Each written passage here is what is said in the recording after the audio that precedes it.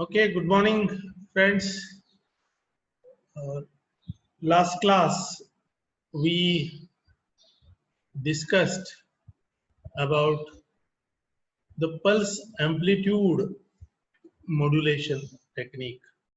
First of all, just to recollect why these modulations are required. If you remember, uh, we had discussed when the signal is to be conditioned for amplification.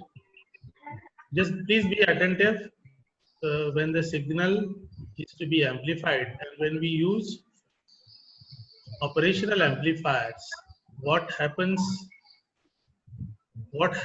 is this signal that we receive from the sensor or transducer, when we try to amplify it through op-amp or operational amplifier, what happens is over a period of time there is a sort of drift that is developed at the output end of the operational amplifier. Now, what is this drift? We discussed the desired amplified output that we expect out of my operational amplifier that we don't get over a period of time. There are many reasons for this drift.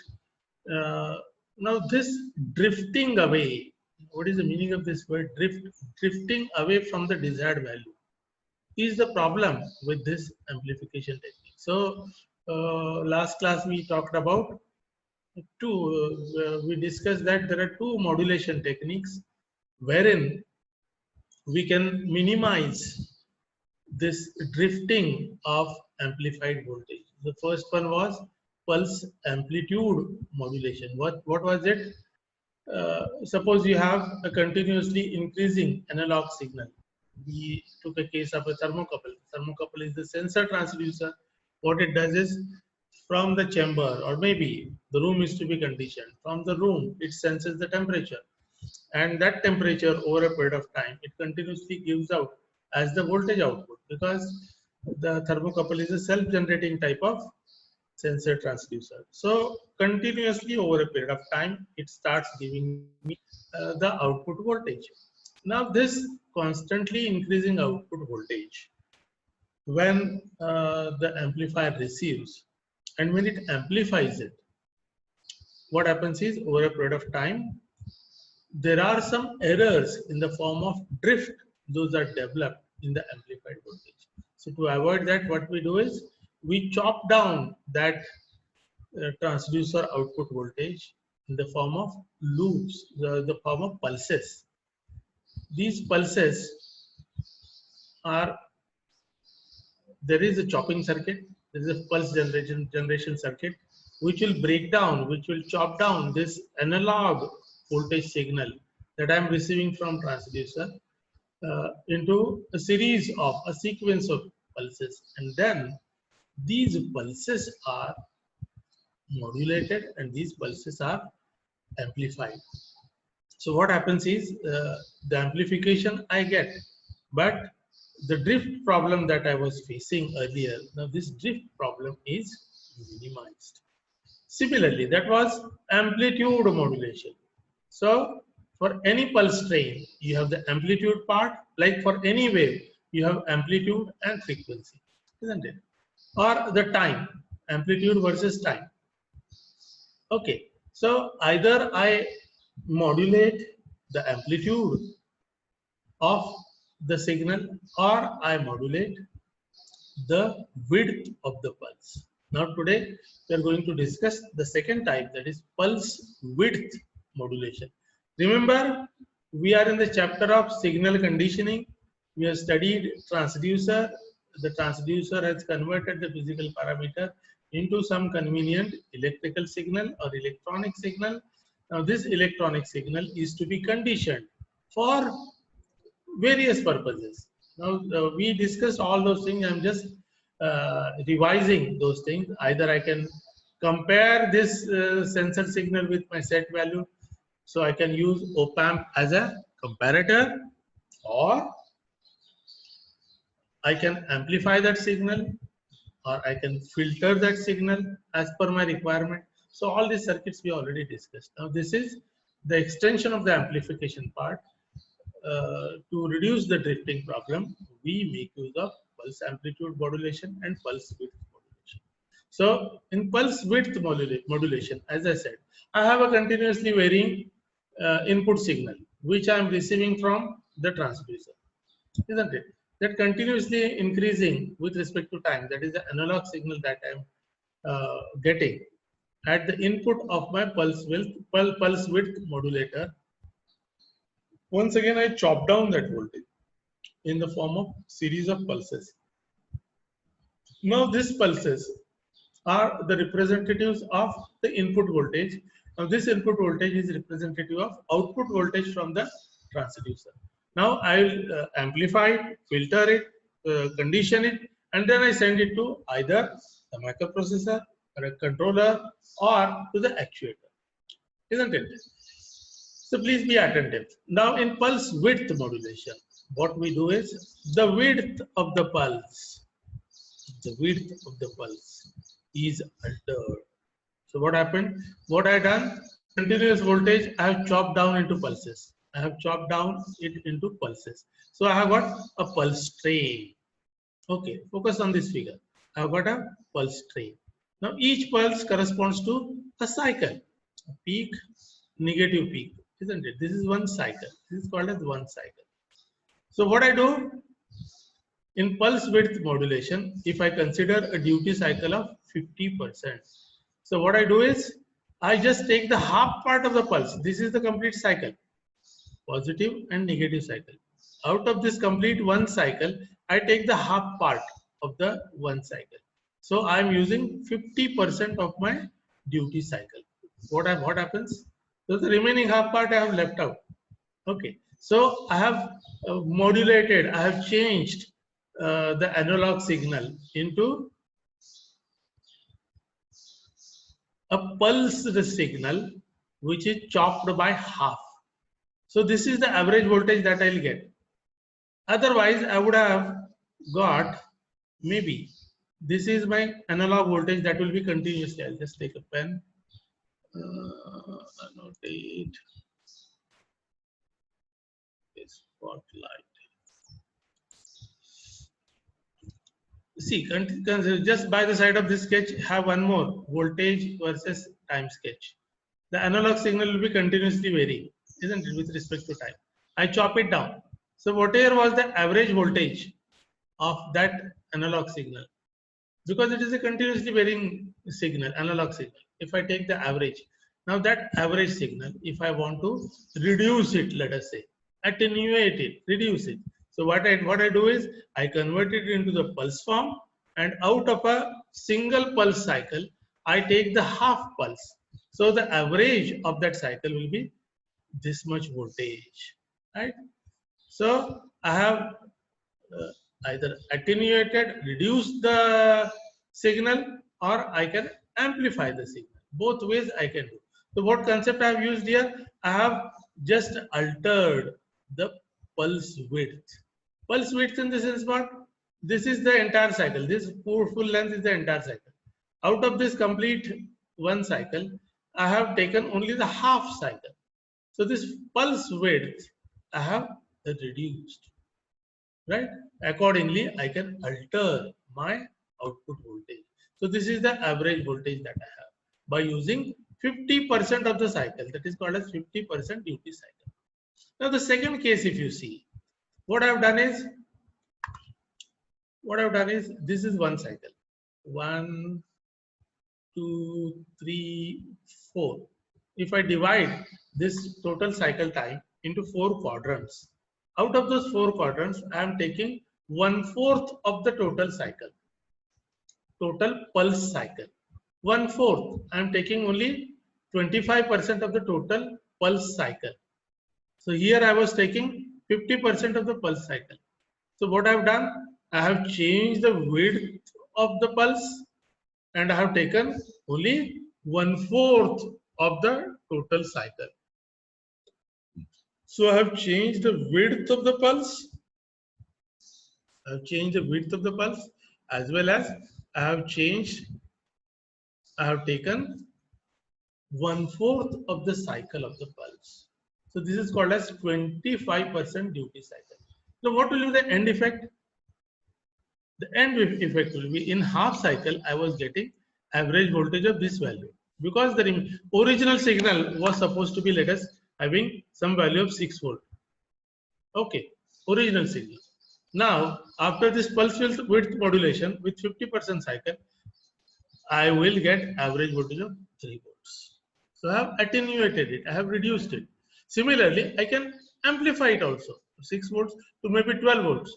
I can use it both ways. So in that case, what I need to do? I need to increase the duty cycle. I have to take multiples of duty cycle so that I'll get the increased voltage. Okay. Here I have reduced the voltage. I have the average is maybe 50% of what was the input signal. Now here the average is 25% what that of that was the input signal. If it was 6 volt, 50% was 3 volt, and 1/4 is 1.5 volt. So the pulse width in 50% cycle is half the cycle time. Pulse width for 25% duty cycle is 1/4 of the cycle time. And the end effect is, now this is the quantity of my signal. When I consider this amplitude, this is the quantity of the signal. Because I have eliminated 3/4 of the cycle, the quantity of the voltage signal will be less. So the average voltage will be, if you take the input voltage to be 6 volt, the average will be 1/4 or 25% of that input signal. So it will be 1.5 volt. So this way, this is the reduction part we have discussed. Similarly, I can increase the signal by appropriately increasing the cycle time, right? So I can consider more number of pulses so that I can have more voltage. So I can amplify it, or I can attenuate it, I can reduce it. So both ways it is possible. Now we are talking about the modulation concepts. Why we are doing modulation? Just to avoid drift. Why there was drift? Because of the continuous signal received by the operational amplifier, which is working as an amplifier. Over a period of time, the gain varies as per the input voltage condition. So this is called as drifting away from the desired value. That drifting we want to reduce. So this reduction and drifting can be done in two ways. First was pulse amplitude modulation, and second one is pulse width modulation. So what we did, just to recollect, what we did, the analog signal we chopped it down into number of pulses, and in amplitude modulation I changed the amplitude of that input signal, right? And the average output voltage was modified as per my requirement, right? So because of this chopping down, the drift effect is reduced. Just I told you the example. If I eat something in chunks, small chunks, I can digest it well. If I just take it as a lump, I may not be. I'll have my disturbed stomach. Similarly, the drifting away can be reduced by sending the signal through the amplifier in small chunks. Now these chunks are either amplitude modulated or pulse width modulated. So these are the two techniques we should know. Quickly we'll see the theoretical description that I have written. Pulse width modulation, please be attentive. Remember, I'm requesting you to be attentive simply because, friends, we are not in a conventional mechanical engineering class. Some electronic concept which we have studied earlier, but we need to brush it up. So please be attentive and try to focus on what we are discussing. So pulse width modulation is widely used with control systems as a means of controlling the average value of DC voltage. Thus, if there is a constant analog voltage and it is chopped into pulses by varying the width of the pulses, so the average value of the voltage can be changed. This is what is pulse width modulation. The term duty cycle is used for the fraction of each cycle for which the voltage is high. Thus, for a pulse PWM, that is pulse width modulated signal, where the signal is high for half of each cycle, the duty cycle is 50%. If it is on for a quarter of each cycle, 1/4 of each cycle, then the duty cycle is 25%. How I'm going to decide whether I want 25% or 50% is based on how much amplification or reduction I want, how much amplification or attenuation that I want. That will decide the duty cycle. Okay, so these are the two modulation techniques we should know. Next, we'll go further. We're going for the another converter, that is analog to digital converter and digital to analog converter. Remember, we are into signal conditioning chapter. We have seen the comparator part, we have seen the amplification part, we have seen the filtering part, we have seen the protection part. Now we have to see analog to digital conversion and digital to analog conversion. So basically, what would be the need? If you just try to recollect the block diagram that we discussed of a generalized mechatronic system, what we said, the task that is to be done by a robo as a mechatronic device, the task that is to be done by a robo, let us say, it has to pick something from one place and it has to place it at some place. So for picking and placing, I'll be having some actuators. Those actuators can be hydraulic actuators, pneumatic actuators, or motor-driven actuators. So if it is the case of a motor-driven actuator, let us say, I have a motor and a gear train, and the gripper is opened or closed depending on the motion of the DC motor that I'm using. And so that is the actuator part. Now that actuator has to receive, or the motor has to receive some input signal for it to run, isn't it? So that signal is given by my signal conditioning devices. We are backtracking, we are coming back. The signal conditioning device provides appropriate signal to my DC motor. Now what is that appropriate signal? I want to rotate the DC motor by, let us say, 270 degree. I want to position my DC motor by 270 degree, right, so that my gripper will be opened by 3/4. This is what is my requirement definition. So 270 degree the DC motor has to rotate. Now how the signal conditioning device will provide exactly 270 degree worth signal? So we have the correlation depending upon either the DC motor is maybe armature controlled or DC motor is field controlled. So either I vary the field voltage or I vary the armature voltage. So I know the relationship between the change in armature voltage or change in field voltage and the change in torque and the change in angular position of the motor. This I already know. The correlation between the change in field voltage or armature voltage and the angular position change, this I already know. So suppose the voltage is to be changed from 12 volt DC to 15 volt DC. Field voltage is to be changed. Now this signal conditioning device has to provide appropriate voltage change signal. That should be sufficient to drive the DC. Now how this signal conditioning will decide how much signal is to be given? It is dependent on the feedback that I am getting from the robo. Whatever is the angular position, whatever is the gripper position, I have some encoding circuit or LVDT circuit which will be giving me the angular position, RVDT circuit which will be giving me the information about the present angular position of the robo gripper. The present angular position is, let us say, 30 degree. So that signal will be appropriately converted into equivalent voltage, and that sense signal will be sent to my comparator.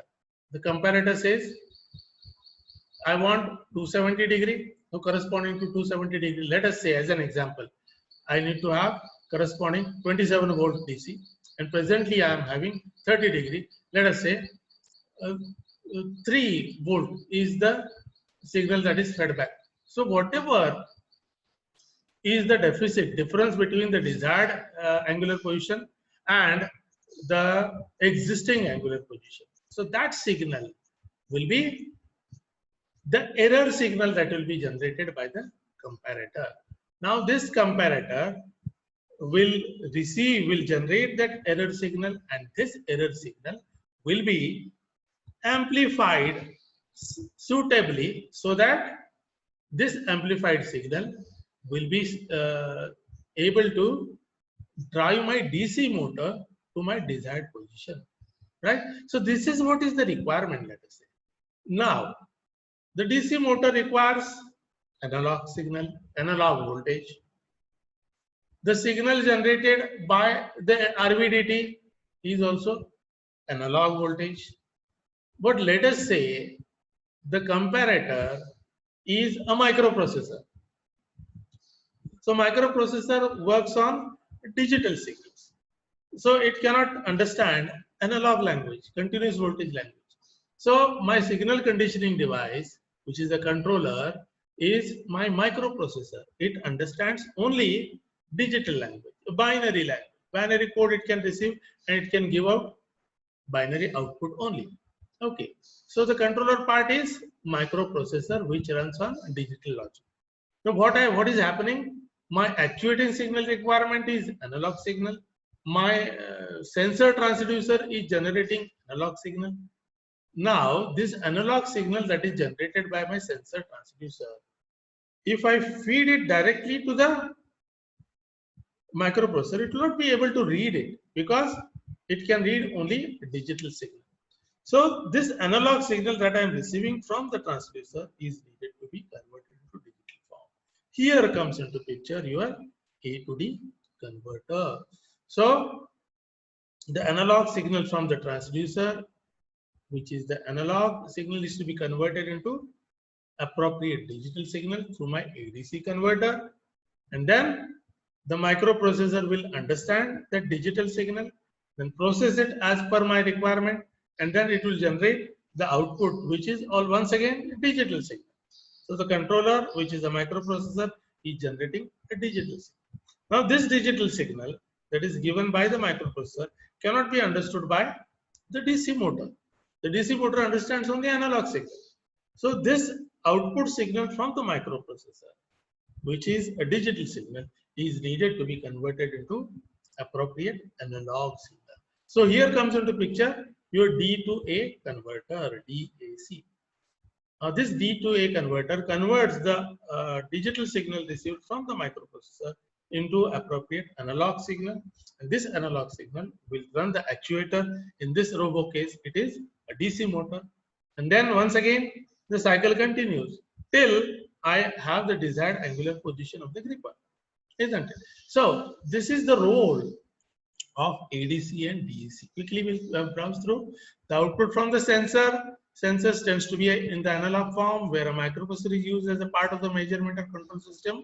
The analog output from the sensor has to be converted into a digital form before it can be used as an input to the microprocessor. Thus ADC is required. This is what we discussed. Similarly, most actuators operate with analog inputs. So the digital output from the microprocessor has to be converted into an analog form before it can be used as an input by the actuator. Hence, DAC, digital to analog converter, is required. So this is the need, or there is a need in the mechatronic system. We require A to D converters, we require D to A converters for proper functioning of each element of my mechatronic system. I think this participant is waiting. He has also joined the class. We'll quickly wind up, and next class will start with various A to D converters.